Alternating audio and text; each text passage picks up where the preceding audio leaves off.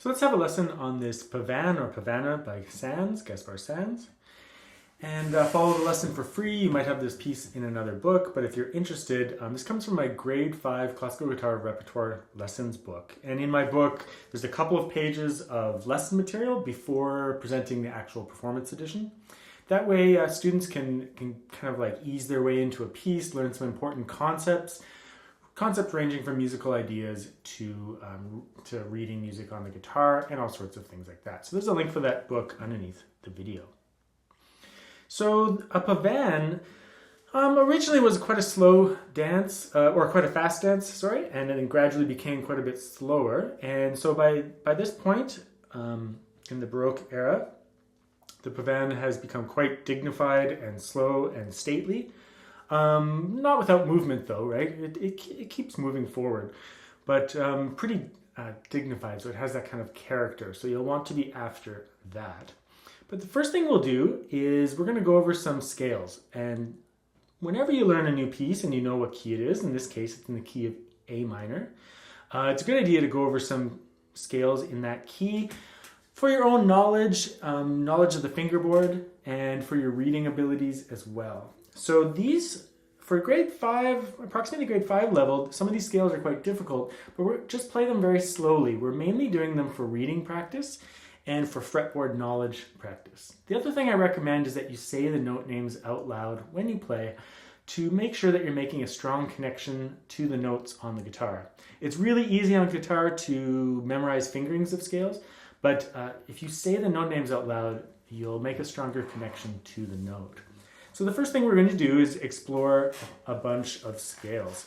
And then what we're going to do is talk about the ornaments in the piece. So there's a couple of trills and mordents in this work, so we're going to be talking about that. And then I'll do a walkthrough of the piece. So the first one we'll do is just a basic A melodic minor. So in a melodic minor scale, the 6th and 7th degrees of the scale are raised, and then they're lowered on the way down.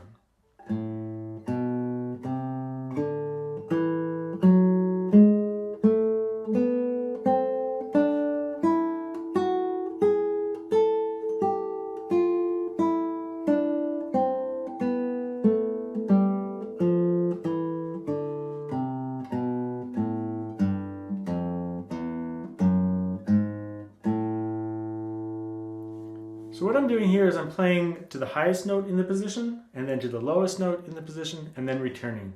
This is a great way to practice scales when you're thinking about reading music on the guitar, because it kind of lays out that key in that area of the instrument. That was a pretty straightforward one. Just remember, when you shift to second position, just move your whole hand up and then back down when you're in first position. Saying the note names out loud as you play. I won't do it here so much, but make sure you're practicing that. So this next scale is a natural minor scale. Natural minor scale has no, it just follows the key signature. So there's no raised or lowered scale degrees. So we go to 5th position for this one. A, B, C, D, with your fourth finger. That way we reach our first finger out to fourth position. B, C, D, E, F, G, A, B, C. That's the highest note in this position. B, A, G, F, E. Use your fourth finger just so you can squeeze into fourth position. D, C, B, A. First finger so you can squeeze back into fifth position.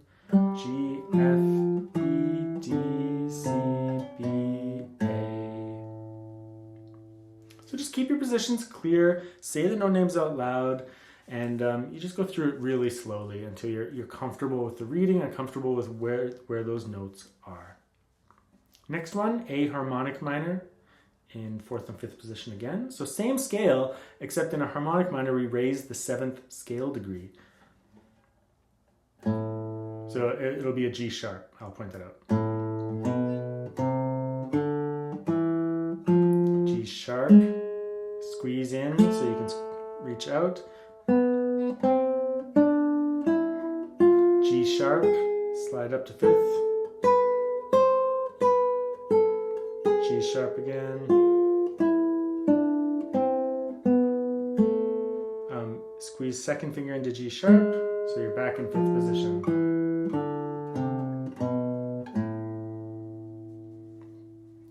A melodic minor, same place of the guitar, and again the sixth and seventh degrees get raised up on the way up the scale. On the way down they get returned to the natural key signature.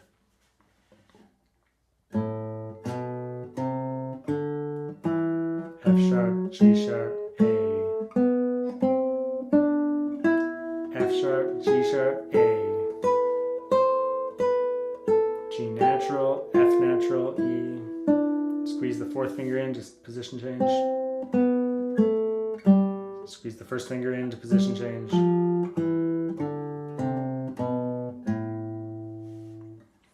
A melodic minor in seventh position. So we're going to start on the fourth string, seventh fret.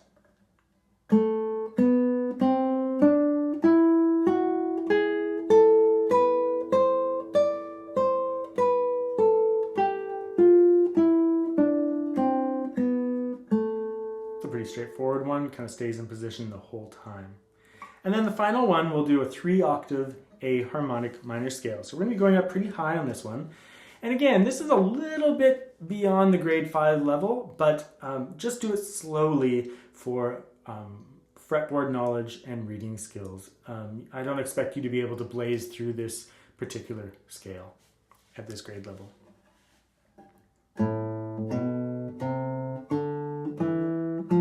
Stay on the fourth string and shift up to B. Slide up.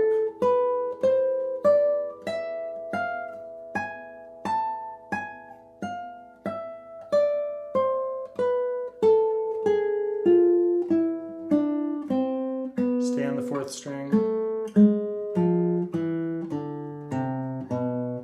Let's just do that one more time and I'll just kind of go through each octave. So A, B, C, D, E, F, G sharp, A, shift, B, C, D, E, F, G sharp, A. Then from there, A, B, C, D, E, F, G sharp, A. Keep your third finger down when you shift, so it's a guide finger. A, G sharp, shift down to F, F, E, D, C, from there, A, G sharp, F, E, D, D, C, B, shift, A, G sharp, F, E, D, C, B, A.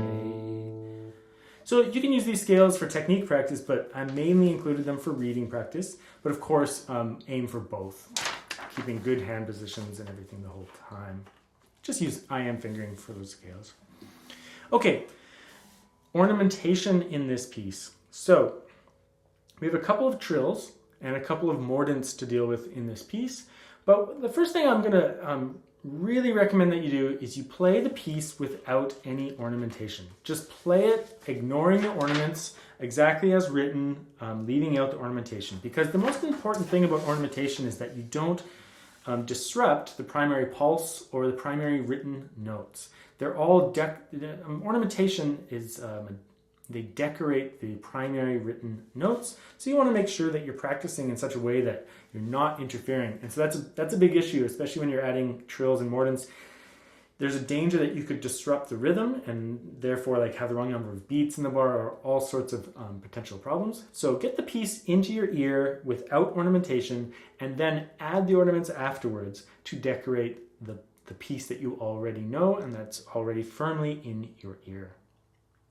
So I have some pages here where I've written out the piece as written in the actual piece, and then another bar right next to it that realizes the ornamentation in notation, which looks kind of freaky sometimes because you have these trills with like 30-second notes. But one thing I'll say is like you want to crunch those ornaments into the beat, and you don't want to overthink the rhythms, the way the notation looks. You're pretty much just decorating the primary rhythm of the piece. So let's go through these. And, by the time of Sanz,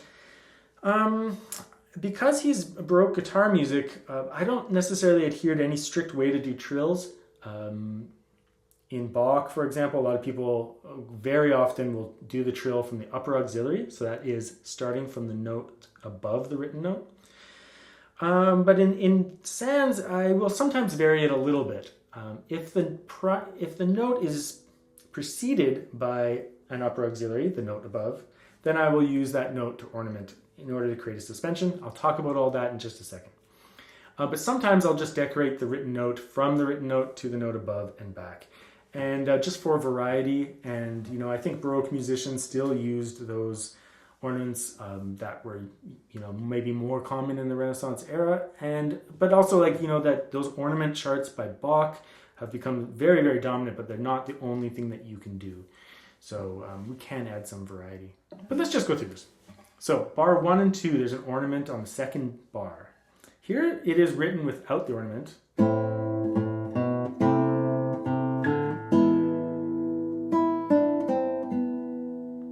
So on that second bar, there's an E major chord there. We're going to decorate it with the A, so the note above. So it's actually this G sharp that's getting decorated. So we'll decorate it with the upper auxiliary, which is the A.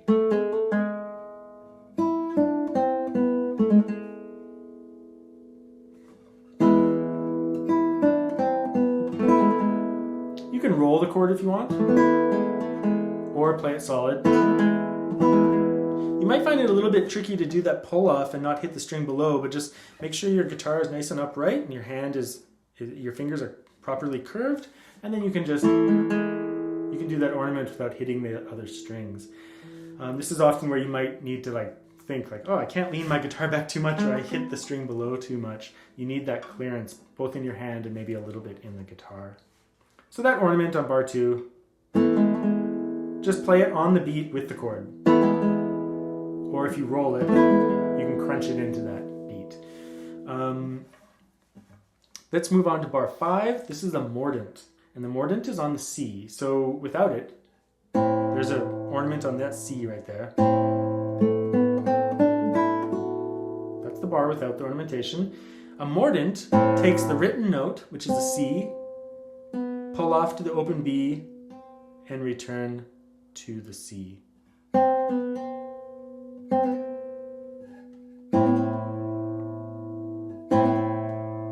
So usually with trills don't have any set length. Like the previous one I did pull off, hammer on, pull off.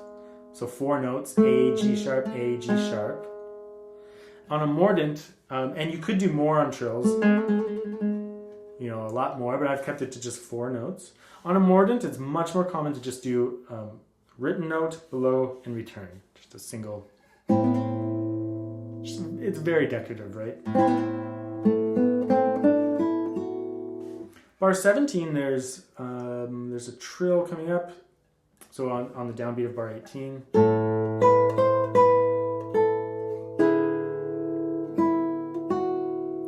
And that chord chord has an ornament on the G sharp. And again, you play the whole chord with it. A, G sharp, A, G sharp.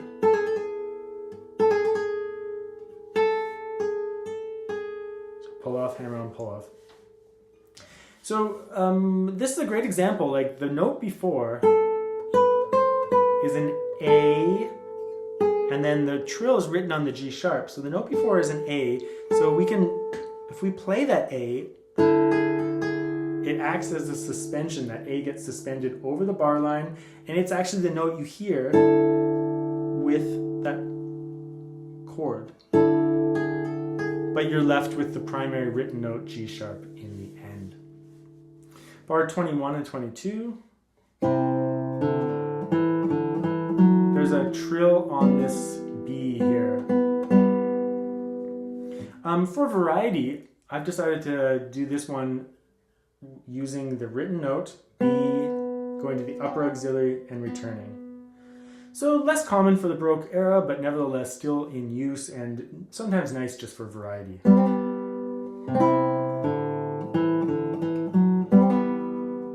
Just like a simpler, almost like a reverse mordant, right? And then the final one we'll talk about here is bar 22 and 23.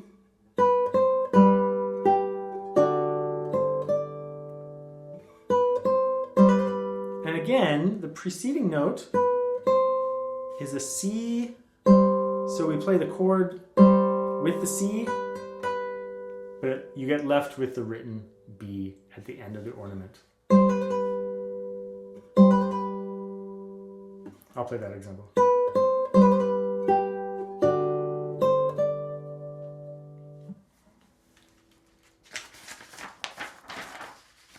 The only other thing that I'll mention in terms of ornaments is the vibrato. So I've abbreviated in this piece with just VIB. And the vibrato in this era of music and on Baroque guitar was not necessarily the way that we think of vibrato that we would add to like any melody. It was actually quite an intense vibrato. Probably something like, you know, almost like a trill, without changing the actual pitch, but such an intense vibrato that it almost sounds like a trill. I find it sounds a little bit overpowering on the modern classical guitar, so I would recommend you downplay it a little bit. You can listen to the way it sounds on actual Baroque guitar with choruses. Choruses on each string on the Baroque guitar, there's 2 strings, right? So it sounds quite a bit different, and I think on the modern classical guitar with nylon strings, it comes off a little bit wrong when you do a really strong vibrato, but you can experiment and make it work for sure. So either a really strong vibrato or just a more subtle one like I did when I was playing it before. Last thing I'll say about ornamentation is that one of the functions of ornamentation is to increase the harmonic dissonance. So when you land on the beat, especially when you start on the note above, it's not the written chord. You're adding a different note, the upper note, for example, on the ornament. And all that means is that you're increasing the intensity of the harmony because you have these chords that don't belong, but then they get resolved immediately after the little decorative flutter of the trill, right? So an intensity of harmonic tension. That's why, not so much in this piece, but especially in like Bach and whatnot, you often see it around cadences where the harmonic tension is really high on the 5 chord and then you resolve to the 1 chord.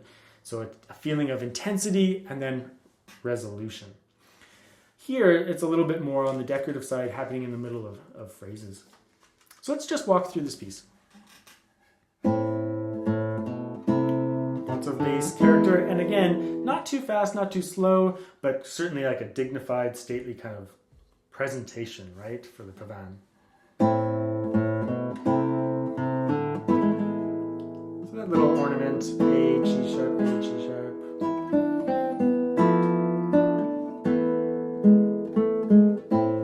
All these cadences, that A gets suspended, going to the G sharp, which is the actual chord tone.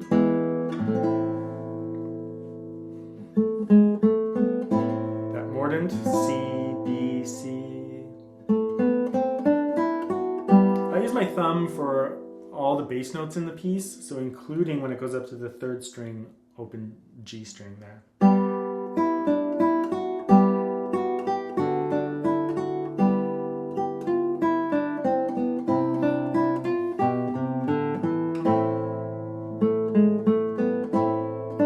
Same thing there.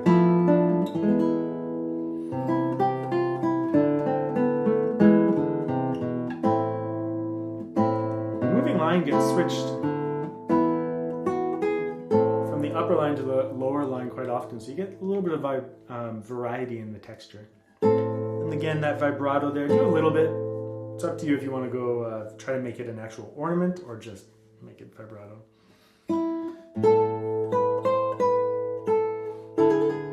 So again, A, G sharp, A, G sharp.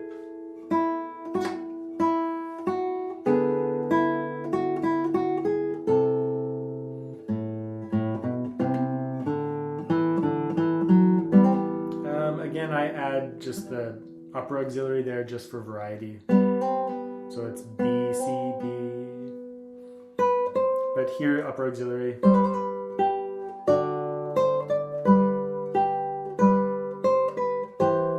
So just, it's a little bit cramped there, but just keep everything centered. You get to keep that second finger down for quite a while, so that's pretty stable. Here, the vibrato brings out that line quite nicely. You know, you're highlighting that bass note. I wouldn't make too much of those upper trills. Some people do, but don't make too much of them. It's the lower line that you want to focus on. Just because it's a trill, and it's fast and it's interesting doesn't mean that it's melodically interesting at all. There's nothing. It's just like almost unwritten out ornamentation, right? Keep your focus on the bass line there.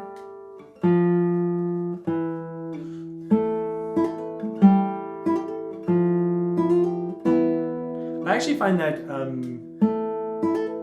slowing those 16th notes down a little bit, or like just not changing the rhythm, but relaxing them a little bit, actually makes them sound a little nicer.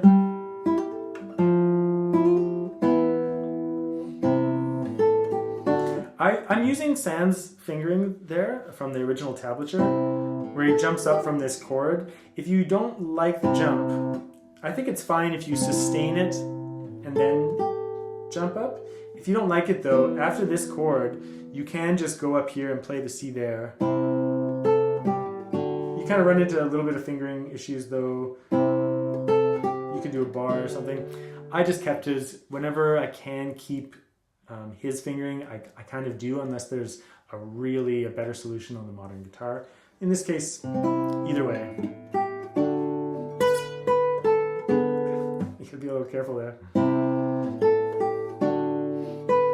Again, just keeping his fingering, and here too.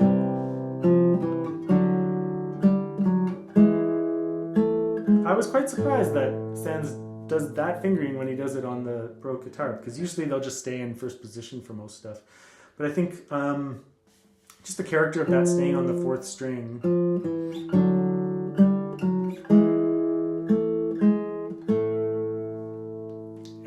was too enticing, so he decided to keep that.